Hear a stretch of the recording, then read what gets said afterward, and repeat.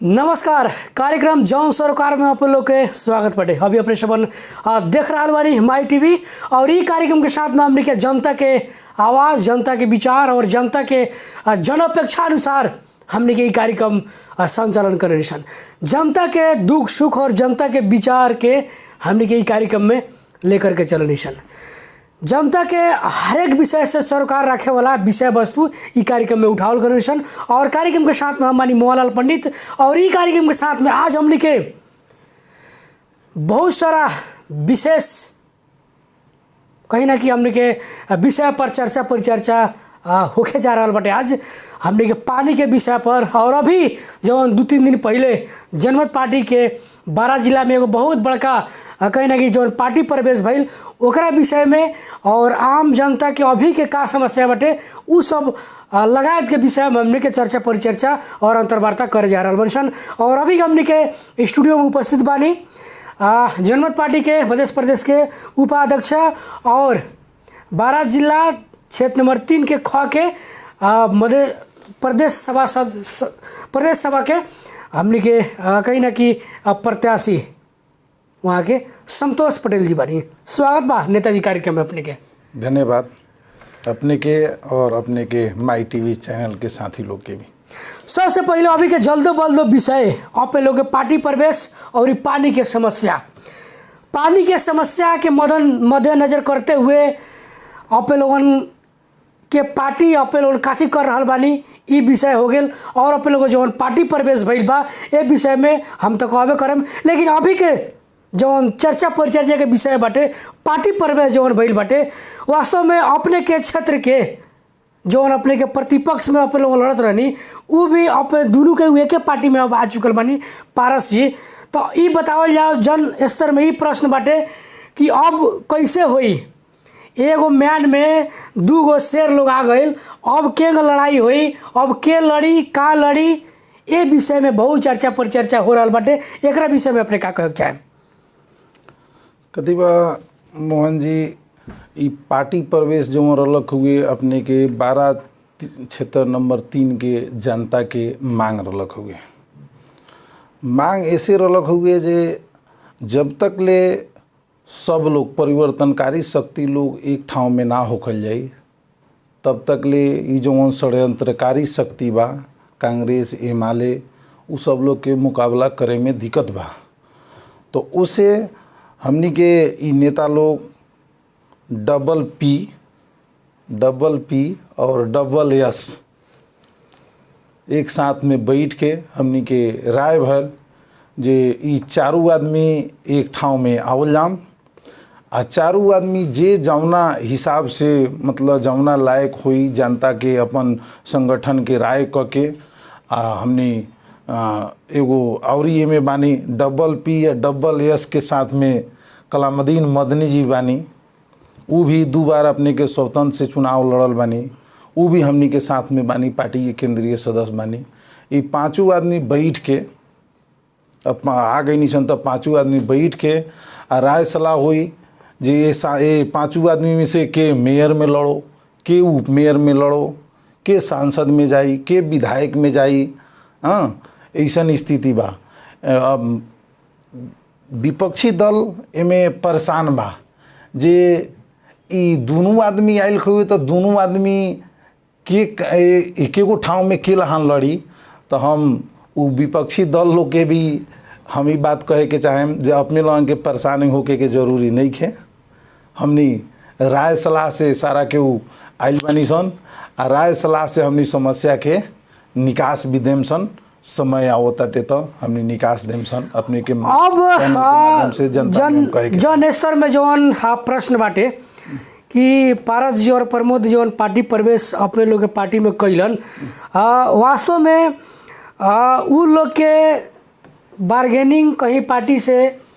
हम हाई पद चाहिए, हमरा हाई पद के बार्गेनिंग हुई, हमरा हाई पद के टिकट मिली तबे हम आएम ई पार्टी में आइल बा लोग की केंगे बाटे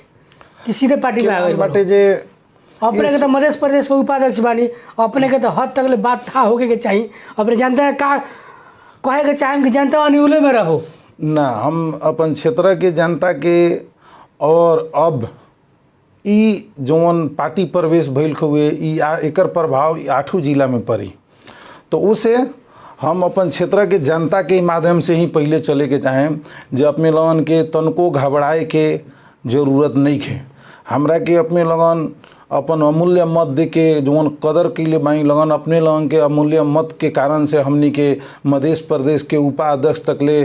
वैज्ञानिक डॉक्टर CK राव जी हमरा के हमनी के राष्ट्रीय अध्यक्ष जी अपने के मध्य प्रदेश के उपाध्यक्ष बनैले बानी और हमनी के अपने लगन जौन मत दिले रही ओकरा के उ लोग कदर करते हुए अभी तक ले खासे कोनो किस्म के वैसन ई चुनाव लड़े वाला कोनो किस्म के बार्गेनिंग नहीं है। हाँ, हमनी 4-5 आदमी में सहमति बा जे हमनी बैठल जाई आ बैठ के जे जौना लायक होई केकरा के केने मतलब एडजस्ट कैला से हमनी चुनाव मेयर से लेके उप मेयर और सांसद विधायक इस सेटे के लहान जीते सकल जाई एकरा के अपन क्षेत्र के जनता पार्टी के नेता कार्यकर्ता से राय करते हुए कोई के इज्जत समान ना घटे वाला किस्म से सब लोग के सम्मानजनक स्थिति में ले आके आ चुनाव लड़ेम सन आ जनता के खुशी होके वाला हिसाब किताब से और जो डॉक्टर साहब के मिशन 2084 बाटे जनता के अपने के जीवन स्तर में अमूल्य परिवर्तन करे वाला जो उनकर अभियान बा जो मध्य प्रदेश में कमती में बहुमत के सरकार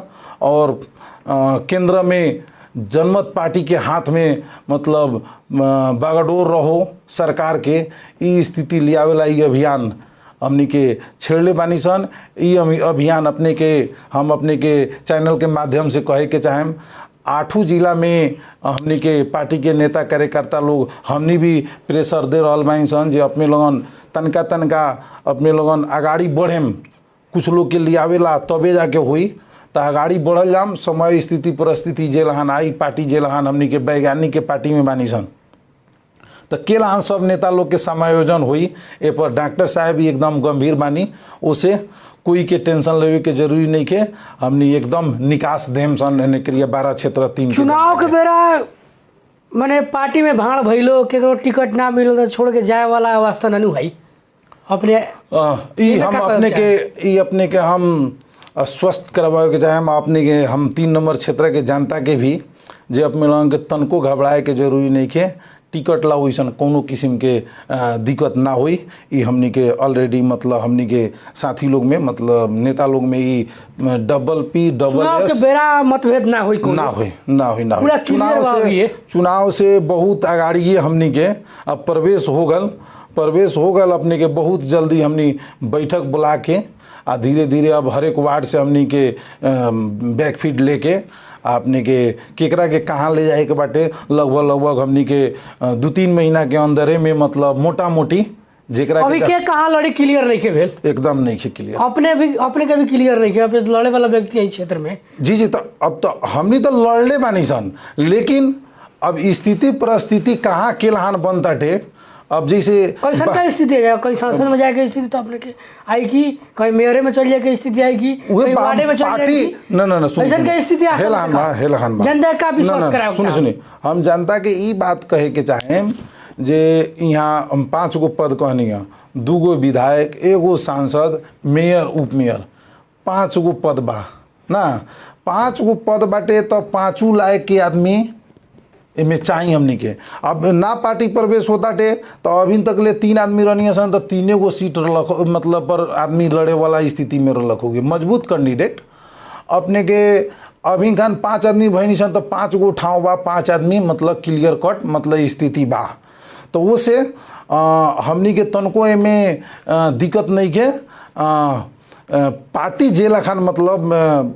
थी मतलब स्थिति परिस्थिति बनता हमने जनता से मतलब अपन क्षेत्र के नेता कार्यकर्ता से राय करके आ जनता के जनभावना अनुसार के नेकरिया पद नेकरिया सब लोग के देवे के प्रयास करें सन इनमें तनको दिक्कत की बात नहीं है। अब प्रमोद जी के सांसद में लड़े के संभावना बढ़ गई ऐसा चर्चा कुछ हो रहा बा जी चर्चा देखी चर्चा कबो कोई कहताटे जे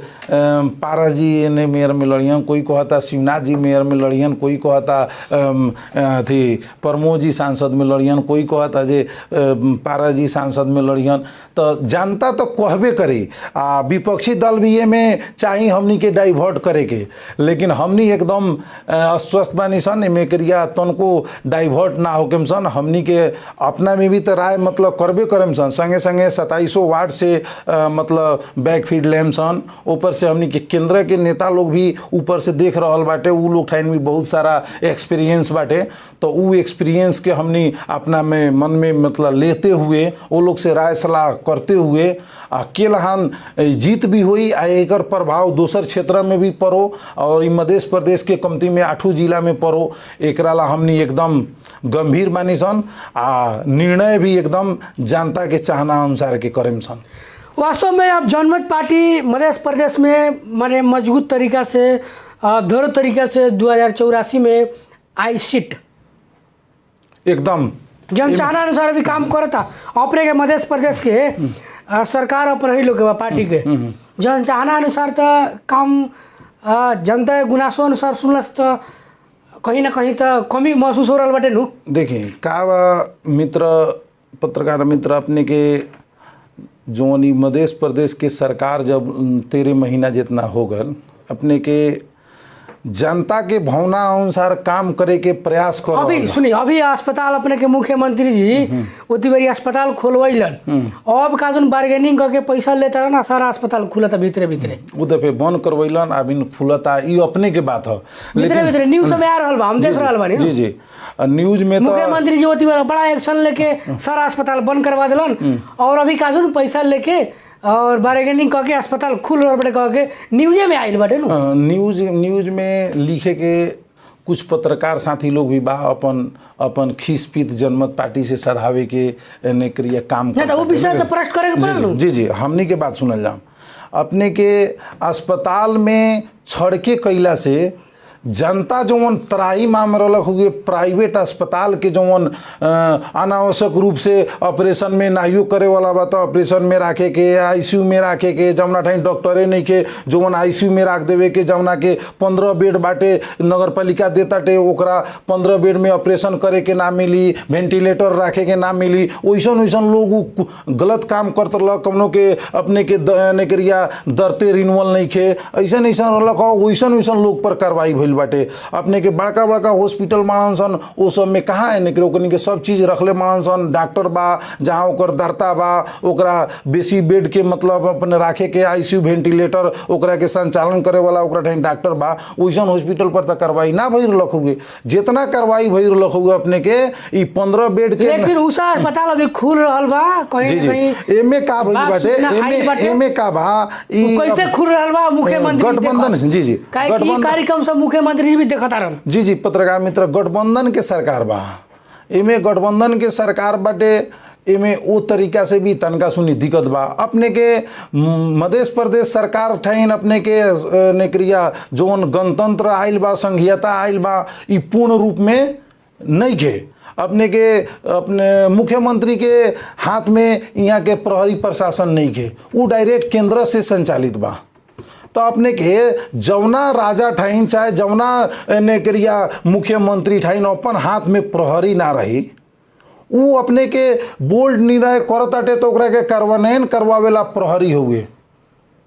मतलब अगर कोई गलत करता है तो प्रदेश का अधिकार संपन्न बनावे खातिर जी जी अपने लोगन जी प्रयासरत बानी सन अपने के अपने नौलो गणतंत्र ला डॉक्टर साहब अपने के कार्यक्रम पर कार्यक्रम करता संसद में भी ये सब बात उठते बाटे मुख्यमंत्री जी भी तो यहाँ मधेसी दल के अड़ान काहे नहीं के बात बहुत मधेसी दल के अड़ान बा लेकिन खाली अड़ान भइला से ना होई कहीं ना साता भाता के लोग अजुरा जाता लोग कति बाटे कहीं पैसा मिले तो ऊपर बिका जाता लोग ना मधेसी नेता लोग तो यही मने रहो हेला कति बा पत्रकार मित्र अपने के यहाँ जौन अनुपात में मधेसी जनता के अभी तो- डिमांड बा जौन अभी तो लोग जौन कहेला अनुपात में मधेसी नेता डिमांड लोग बा पैसा के लोभी ह जी जी पैसा दे के कुछो करे वाला मधेसी नेता जी, से जी। सब किल ना भेड़ा बकरा जैसन। अच्छा ई बात अपने के मतलब कुछ मधेसी दल के नेता लोग के कारण से सब लोग बदनाम बा, लेकिन सब लोग वैसन नहीं के, सब लोग वैसन रहित तो आज उ कमती में मधेसी दल के मांग अनुसार के ई संघीयता हुए, लेकिन मधेसी दल मंगले रहे अधिकार सहित को संघीयता, तो ये अधिकार सहित के नहीं के एमे कुछ लोग यही में अधिकार सहित के नहीं खेता पहले ही अपने लोग काहे ले लेनी, पहले ही अपने लोग चुनाव में काहे चल गए नहीं। जैसे एक्सपीरियंट में मध्य प्रदेश चुनाव में ना गिर रही तो पूरा अधिकार संपन्न होकर चुनाव में जाती। हेला अपने लोग जनता के भी कहीं ना कहीं माने भूमि में रखे वाला काम अपने लोग कैले बनी नु, अभी तक रखते काम आयल बनी नु। देखी पत्रकार मित्र काथी बाटे जनमत पार्टी भी वही में बाटे अपने लोग कहे में आ करे में फर्क बा। जैसे उ लोग के बात रहे जे एक चरण में ई काम हो को, दूसरका चरण में हमनी प्रहरी समायोजन करेम सन, तीसरका चरण में अपने के कानून वाला व्यवस्था बा, ई सब धीरे धीरे करल जाई कह के उ लोग के मतलब एगो एग्रीमेंट भी बा। अब एग्रीमेंट बा लेकिन उ लोग लागू करे के, अब देखिए अभी ये के जवन कांग्रेस एमाले ई दुनिया मतलब एगो सूरज हुए आ एगो चांद ह, कांग्रेस एमाले दोनों के अलग अलग विचारधारा बा, लेकिन हमनी संविधान संशोधन करेम सन जौन ई अधूरो संघीयता बा एकरा के पूर्णता देहम सन कह के उ लोग दोनों आदमी गठबंधन कैलक। गठबंधन कैला लगभग अपने के 13-14 महीना हो गए। 13-14 महीना में उ लोग कहाँ एको बेर उ बैठको ना कैलक लोग जे संविधान संशोधन होको एने करिया जौन अपने के 87% मधेसी जनता मधेसी आदिवासी जनजाति बाटे ई देश में पिछड़ल लोग बाटे, ई लोग के मांग हमनी संबोधन करेम सन कह के ई कांग्रेस माले गठबंधन कैलक। आजू तक लोग कहाँ बा? दोनों लोग दोनों दल अपन अपन नेता के अपन अपन परिवार के बड़का बड़का लेवल कांग्रेस एमाले के बड़का बड़का कांग्रेस एमाले के लोग कथी कहेला अपन अपन अपन ई अपन लोग के- परिवार के लोग के बचावे में उ लोग ई लागल लोग बाटे। के कांग्रेस एमाले के लोग कथी कहेला नेता लोग जे ई लोग के जितना अधिकार मिलो तो उहे तो नहीं करे सकत लोग, किलान बा देखी जितना बजट मिले लोग चलावे नहीं के सकत, खाली भ्रष्टाचार अपने के सबसे बड़का उजरी बेसी उजरी मधेसी प्रदेश के बाद देखी एने अपने के संघीयता भी मिल गल, बजट मिल ताटे सब प्रदेश से कम, जनसंख्या बा सब प्रदेश से ज़्यादा, आ बजट मिलता सबसे कम। अपने के एमे भी अपने के प्रहरी प्रशासन केंद्र से संचालित, अख्तियार केंद्र से संचालित, अपने इन्हें काम करे के अगाड़ी बढ़ा देता टे लोग आ उन्हें करिया अख्तियार में चिट्ठी लिया देता टे लोग। अख्तियार के काम हुए जे गलत काम बा तो तुरंत छानबीन क के अपने के काम प्रक्रिया अगाड़ी बढ़ा देवे के, तो एगो निवेदन पर गल अख्तियार काम के आगा बंद करवा देता टे। अपने देखी मधेश सरकार ऐसे पहले वाला जसपा लोसपा के सरकार 8 गो बस किनलक, 8 जिला से चलावे ये बताओ यार, आज सुनी, तक ले उ बस एगो बात बताओ अख्तियार यार। के चक्कर में फंसले रह गए। अपने के पार्टी में अभी प्रवेश नवो प्रवेशी बनन पारस है, भाषण में कहला कि बोरा में सारा पैसा कस के जनता आवास के चाहे कौन कौन ई आवास के घर बन प्रदेश सरकार के जितना बोरा में पैसा कस के ले जाए वाला काम भई रहे, तो एमे के कस के लगाइल का लगाइल काहे ना खोलन। जी जी कथी बाटे जे सब चीज़ जब अख्तियार में फाइल गई नहीं बाटे तो सब चीज़ नेते खाली खोली यो ठीक नहीं है। कुछ बात पत्रकार मित्र लोग कुछ बात पत्रकार सम्मेलन करके अभी तक लेके स्थिति परिस्थिति का बाटे उ अख्तियार के साथी लोग के भी प्रश्न करे के चाहिए। आ अपने के उस ऐसे पहले जसपा के सरकार लख हुए तो जसपा के सरकार ला तो जसपा के नेता लोग कैले बा प्रष्टि बात रहे नु इहो कैलन ये जसपे में रहलन जेला है औसन ना आदमी का पे लोगन इहो पे लोगन पार्टी में प्रवेश करैनी ई लोग रहे जसपा में पारा तो जिला सुन- ना वो पार्टी जी, में। जसपा में जसपा में रहे तो वो कैलन नु जसपा में पारा जिरलन तो प्रदेश जौन एने करिया प्रदेश सरकार द्वारा जौन घर बनल तो वही भाषण में उ कहले बनन जे एको गो रुपया कोनो भी अपने के दलित लोग के जौन घर बनल एको भी कोनो रुपया साबित कर दी जे हम लेले बानी तो हम राजनीतिक छोड़ेला तैयारी बानी कह के वहाँ के बात रहे। तो उसे अपने के सब लोग भी कहेला जे पारस जी स्वस्थ छवि के हुआ उनका पाला में एको बोरिंग संचालन ना भेल बोरिंग के रिपोर्टिंग करे हमनी है जी जी ठीक बा है बोरिंग संचालन सुन पार्टी में आ गेला के बाद में ढाक छोप करे के मिली अपनी ना ठीक बा बोरिंग संचालन ना रहे ई सरकार के भी नीति रहे ई सरकार के भी नीति रहे जे 3 बरस में ओकरा के संचालन करे के बाटे तो 3 बरस में संचालन करे के बाटे तो कुछ अपने के धस गइल बाटे अब नेता के काम हुए बजट मतलब एने क्रिया निकलवा देवे के हलावे के काम इंजीनियर के और अपने के कर्मचारी के बा तो हलावे वाला काम उकेलान होल इलाकों में से पानी नहीं के निकला तो ओकरा पर कार्रवाई करे के चाहिए तो कार्रवाई करे के भी अधिकार कार्रवाई करे के अधिकार भी यहाँ हमनी के नेकरिया ई प्रदेश टाइम नहीं के कुछ नहीं के झूठो के काहे नेता कहत नहीं हम लोग ना ना झूठो के नेता ना जितना मतलब झूठो के नहीं जितना कार्रवाई करे के अधिकार हइले नहीं के बजट लेवे के अधिकार हइले नहीं के आप लोग सारा कहते हैं तो जनता के मूर्ख बनावे के अधिकार आप लोग के हेलहन बा ई बात जनता से हम कहे के चाहेम ई बात कांग्रेस से आप लोग खाली जनता के मूला फंसावे के अधिकार बा आप लोग के पत्रकार मित्र ई बात हम जनता से कहे के चाहेम जे अपने लोन कांग्रेस एमाले के जोन भी नेता बा ओकरा से ही बात पूछे के हमनी के सारा लोग के पूछे के हमनियो अपने लगन भी पूछी सुनिए अपने लगन भी पूछी जे जब प्रदेश बात यहाँ पड़ोसी देश भारत में अपने के प्रदेश बा तो बिहार पुलिस यूपी पुलिस बा तो मध्य प्रदेश में मध्य प्रहरी काहे नहीं के ये माले के नेता लोग के कांग्रेस के गृह मंत्री बा ओकरा जवाब ना देवे के पड़ी ओकर गृह मंत्री बा ओकर प्रधानमंत्री बा कांग्रेस के माले के तो उ लोग के जवाब देवे के पड़ल नु ओ लोग के गठबंधन के अथी बाटे लोगन खाली काम से बेसी दोषी आरोप प्रत्यारोप के बाचे वाला काम करी ने केलहन बाटे जे मधेश के नेता लोग तो ये करते कह के आम जनता में गुनासो बन पत्रकार मित्र ई जोन टीवी चैनल बाटे एमे हमरा के अपने मौका देले बने तो हम बोले तनी अपने मौका ना देती तो हम एमे ही अपने के माई टीवी के चैनल में थोड़े बोले सकें दूसरा टाइम बोल सकता नहीं अपने के चैनल में ना बोले सकें सेम स्टाइल में अपने के यहाँ के अभी तक लेके 240 बरस से आई 19 बरस इहो भल गणतंत्र के लगभग ई 260 बरस के हिसाब किताब बा एमे राणा राजा एमाले कांग्रेस माओवादी रापरापा ये लोग सत्ता संचालन एक प्रधानमंत्री राष्ट्रपति से गृह मंत्री ये लोग बनते आ गए बा